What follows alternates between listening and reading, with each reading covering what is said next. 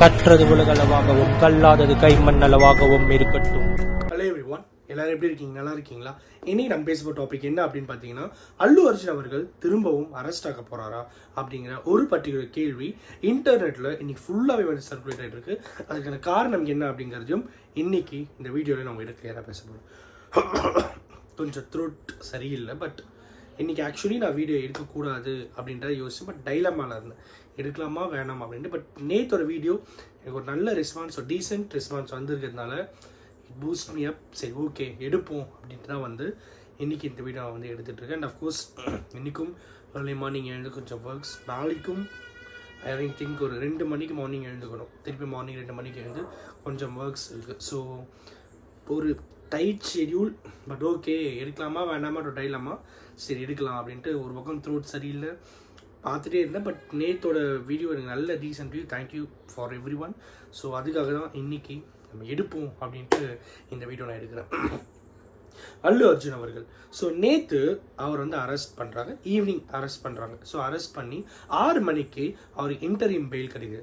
Interim fail அப்படின்னா என்ன அப்படின்னு பார்த்தீங்கன்னா, ஒரிஜினல் பெயில், அதாவது ஆக்சுவல் பெயிலுக்கு முன்னாடி இன்டரிம் பெயில் அப்படின்வாங்க. இந்த இன்டரிம் பெயில் வந்து டைம் பீரியட் இருக்கும். 1 மந்த் கொடுப்பாங்க, 2 மந்த் கொடுப்பாங்க, 3 மந்த் கொடுப்பாங்க. ஸோ இந்த மாதிரி டைம் பீரியட் இருக்கும், நிறைய ரெஸ்ட்ரிக்ஷன்ஸ் இருக்கும். வெளிநாட்டுக்கு எங்கன்னா போகிறதுனா வந்து கோர்ட்டில் இன்ஃபார்ம் பண்ணிட்டு போகணும். போலீஸ் எப்போ கூப்பிட்டாலும் போயிட்டு அவங்களுக்கு வந்து சப்போர்ட்டிவாக அவங்ககிட்ட போயிட்டு எல்லாத்துக்குமே வந்து ஒத்துழைக்கணும். ஸோ இந்த மாதிரி ஏகப்பட்ட ரெஸ்ட்ரிக்ஷன்ஸ் தான் இந்த இன்டரிம் பெயில் அப்படிங்கிறது வந்து கொடுக்கப்படும். ஸோ இந்த இன்டரிம் பெயில் வாங்கிட்டு நேற்று சாயங்காலம் 6 மணிக்கு அவருக்கு இன்டரிம் பெயில் கிடைக்குது. அந்த இன்டரிம் பெயில் கிடைச்ச அப்புறம் என்ன ஆகுது அப்படின்னு பார்த்தீங்கன்னா, எல்லாருமே எதிர்பார்த்துட்டு இருக்காங்க, சரி ஓகே இன்னைக்கு அல்லு அர்ஜுன் வந்து ரிலீஸ் ஆயிடுவாங்க. பட் அங்கே தான் ஒரு ட்விஸ்ட். அந்த ஜெயிலில் ஒரு வழக்கம் இருக்குது. 5:30 மணிக்குள்ள எந்த பெயில் கிராண்ட் பண்ண டாக்குமெண்ட்ஸ் வந்தாலும் அதை வெரிஃபை பண்ணிவிட்டு அன்றைக்கி நைட் அவங்க வந்து ரிலீஸ் பண்ணாங்க.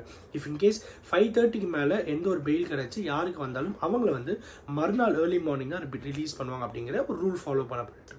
ஸோ இவருக்கு 6 மணிக்கு வந்ததுனால இன்னைக்கு ஏர்லி மார்னிங் 5:30க்கு இவர் வந்து ரிலீஸ் பண்ணுறாங்க. தெலுங்கானால ஃபுல்லாக ஏகப்பட்ட இடத்துல, ஹைதராபாத்தில் அங்கே இங்கேன்னு சொல்லிட்டு எல்லா இடத்துலையுமே ஒரு ப்ரொட்டஸ்ட் நடக்குது இவருக்காக. ஸோ இதை பற்றி வந்து அந்த ஸ்டேட்டோடைய சிஎம் அவர்கள் ரேவந்த் ரெட்டி அவர்கள், ஸோ அவங்க வந்து டெல்லியில் ஒரு கான்க்ளேவில் ப்ரெஸ் மீட்டில் கேட்குறாங்க, இந்த மாதிரி உங்கள் ஸ்டேட்டில் ஒரு பெஸ்ட் ஒரு சுப்ரீம் ஆக்டர் அல்லு அர்ஜுன் அவர்கள் வந்து அரெஸ்ட் பண்ணிவிட்டு இப்போ ரிலீஸ் பண்ணியிருக்காங்க. ஸோ இதை பற்றி நீங்கள் என்ன நினைக்கிறீங்க? தெலுங்கானா நிறைய பேர் ப்ரொடெஸ்ட் பண்ணிட்டு இருக்கும்போது அவர் சொல்கிற விஷயம் வந்து ரொம்பவே ஷாக்கிங். அது அவர் என்ன சொன்னார் அப்படின்னு பார்த்தீங்கன்னா, அது என்ன சூப்பர் ஸ்டார் ஒரு சுப்ரீம் ஃபேமாக இருந்தால் அவங்களுக்கு ஒரு சட்டம் இவங்களுக்கு ஒரு சட்டம், அது மாதிரிலாம் இல்லை. நார்மலாக ஒருத்தர் எப்படி ட்ரீட் பண்ணுவோம் அது மாதிரி இவரையும் ட்ரீட் பண்ணுவோம். இன்ஃபேக்ட் எங்களுடைய கட்சியில் இருக்கிற ஒருத்தர் தான் வந்து அவருடைய மாமனார். ஸோ அவருடைய மாமனார் அல்லு அர்ஜுனுடைய மாமனார் வந்து காங்கிரஸில் இருக்கார். ஸோ அவரும் வந்து ஒரு எம்எல்ஏ, ஓகேங்களா, அவரும் எங்கள் கட்சியில் தான் இருக்காரு. அதனால் எங்களுக்கும் அவருக்கும் டைரெக்டாக எந்த அட்டாக்கும் கிடையாது. சட்டம் தன் கடமையை செய்யும் அப்படி தான் நாங்கள் வந்து பார்க்குறோம். அதே மாதிரி இறந்து போன அந்த லேடியோடைய பையன் வந்து கோமாவில் இருக்காரு. அவரால் எழுந்து வந்து என்கிட்ட அவங்க அம்மா எங்கே அப்படின்னு கேட்டால் நான் ஒரு சிஎம்மா என்ன பதில் சொல்கிறது அப்படிங்கிற ஏகப்பட்ட விஷயங்கள் அவர் வந்து சொல்கிறார். அந்த நேரத்துக்கு மேலே அல்லு அர்ஜுன் என்ன சுதந்திர போராட்ட வீரரா, இல்லைனா வந்து இந்தியாவுக்கும் பாகிஸ்தானுக்கும் சண்டையில் இன்வால்வ் ஆகிட்டு இந்தியாவுக்காக போர் செய்கிறாரு. அது மாதிரி ஏகப்பட்ட விஷயங்களை நேற்று ரேவந்த் ரெட்டி அவர்கள் வந்து பேசுகிறாங்க. அண்ட் எல்லாத்துக்கும் மேலே அவர் வந்து ஒரு ஆக்டர், அவர் வந்து நடிக்கிறாரு, பணம் சம்பாதிக்கிறாரு, போகிறாரு, அவ்வளோதான். அது வந்து ஒரு ப்ரொஃபஷன். அதை நீங்கள் சுப்ரீம் லெவலில் எடுத்து போய் ஒரு ஃபேம் ஆகிட்டு அப்படிங்கிறதுனால அவருக்காக சட்டம் வந்து வளைஞ்சு போகன்றது எந்த விதத்தில் நியாயம்? ஐயா எல்லாருமே அல்லு அர்ஜுன் அவரை பற்றியுமே பேசுறீங்க. இங்கே பாதிக்கப்பட்ட ஒரு ஃபேமிலி இருக்குது, ஒரு அம்மாவை இருந்த ஒரு பையன் இருக்கான், ஒரு ஹஸ்பண்ட் இருக்காரு, ஒய்ஃப் அண்ட் ஹஸ்பண்ட் இருக்காரு, ஒருத்தர் உயிர் போயிருக்கு, ஏன் அவங்கள பற்றி யாருமே பேச மாட்டேங்கிறீங்க அப்படின்னு சொல்லிட்டு ஏகப்பட்ட விஷயங்களை நேற்று ரேவந்த் ரெட்டி அவர்கள் வந்து பேசியிருக்காங்க. அதுக்கப்புறம் இன்னைக்கு ஏர்லி மார்னிங் அல்லு அர்ஜுன் அவங்க ரிலீஸ் ஆகிறாரு. ரிலீஸ் ஆன அப்புறம் அங்கேருந்து அவருடைய ஒரு ஸ்டுடியோ ஆஃபீஸ், ப்ரொடக்ஷன் ஆஃபீஸுக்கு போயிட்டு அங்கேருந்து அவர் வீட்டுக்கு போகிறாரு. அவர் வீட்டில் ராணா டோகபட்டி அவர்கள் அப்புறம் நிறைய பேர் அவர் நேரில் போயிட்டு பார்த்துட்டு பேசிட்டு வராங்க. அந்த டைமில் அவர் என்ன சொல்கிறாரு ப்ரெஸ் மீட்டில் அப்படின்னு பார்த்தீங்கன்னா, எனக்கு வந்து உண்மையாகவே நடந்தது எனக்கு தெரியவே தெரியாது. இது வந்து டோட்டலாக அன்இன்டென்ஷனல். எனக்கு அதை பற்றி தெரியவும் தெரியாது. இது வந்து மொத்தமாக இது வந்து ஒரு விபத்து தான், இது வந்து எனக்கு தெரியவும் தெரியாது, இந்த ஃபேமிலிக்கு என்னால் முடிஞ்ச அளவுக்கு என்ன ஹெல்ப் பண்ண முடியுமோ நான் எல்லாமே பண்ணுறேன், சப்போர்ட்டிவாக இருக்கேன் அப்படின்னு சொல்கிறாரு. அந்த டைமில் அவர் என்ன சொல்கிறாருன்னா 20 வருஷமாக தேட்டருக்கு போயிட்டு இருக்கேன், இந்த பர்டிகுலர் தேட்டருக்கு 30 டைம் போயிருக்கேன், இந்த மாதிரி ஒரு டைம் கூட நடந்துடலாம் அப்படின்னு எல்லாருமே அவர் சொல்லிட்டு இருக்கும்போது எல்லாருமே கேட்ட ஒரு கொஸ்டின் என்ன அப்படின்னு பார்த்தீங்கன்னா, எல்லாம் ஓகே, நீங்கள் போனதுக்கு பர்மிஷன் வாங்கிட்டு போனீங்களா அப்படின்னு சொல்லி கேட்குறாங்க. இதுதான் இது ஒரு மிகப்பெரிய டேர்னிங் பாயிண்டாக இருக்குது. எதனால் அப்படின்னா, ஒரு ஃபேம் ஒருத்தர் வர்றாரு அப்படின்னா ஆப்வியஸ்லி எங்கள் க்ரௌட் கூட கூடும். ஸோ அந்த டைமில் ஒரு ஃபேமாக இருக்கவங்க போலீஸ் ஸ்டேஷனில் வந்து பர்மிஷன் வாங்கிட்டு தான் போவாங்க. இவர் வாங்கினாரா இல்லை அப்படிங்கிறது தான் டாக் ஆஃப் தி டவுனாகவே வந்து இருந்துருக்கு. இவர் வாங்கியிருக்காரா இல்லைன்னு சொல்லி அவர்கிட்ட கேட்கும் அவர் என்ன சொன்னான்னா, இதை பற்றின கேஸ் கோர்ட்டில் ப்ரொசீடிங்ஸில் இருக்குது, அதனால் அதை பற்றி இப்போ என்னால் எதுவும் பேச முடியாது அப்படின்னு சொல்லிட்டு எனக்கு சப்போர்ட் பண்ண எல்லாருக்கும் தேங்க்யூ அப்படின்னு சொல்லிட்டு அவர் வந்து போயிட்டார். ஸோ இன்னொரு ஸ்பெகுலேஷன் என்ன அப்படின்னு பார்த்தீங்கன்னா, பவன் கல்யாண் அவர்களுக்கும் இவங்களுக்கும் வந்து ஒரு கான்ஃப்ளிக்டாக இருக்குது. ஸோ அதனாலேயும் வந்து இவர் அரெஸ்ட் பண்ணப்பட்டிருக்கலாம் அப்படின்னு வந்து பார்க்கப்படுது. ஏன் பவன் கல்யாண், இன்ஃபேக்ட் பவன் கல்யாண், ரேவந்த் ரெட்டி அவர்கள், அப்புறம் வந்து அவங்க காங்கிரஸ்லேயே இருக்கிற அல்லு அர்ஜுனுடைய மாமனார் அவர்கள், அப்புறம் வந்து அங்கே இருக்கிற டாப் ஸ்டார்ஸ்லாம் இருக்காங்க பார்த்தீங்களா, இவங்க எல்லாருமே வந்து ஒரு விதத்தில் ஒருத்தருக்கு ஒருத்தர் ரிலேட்டிவ் தான், சரிங்களா.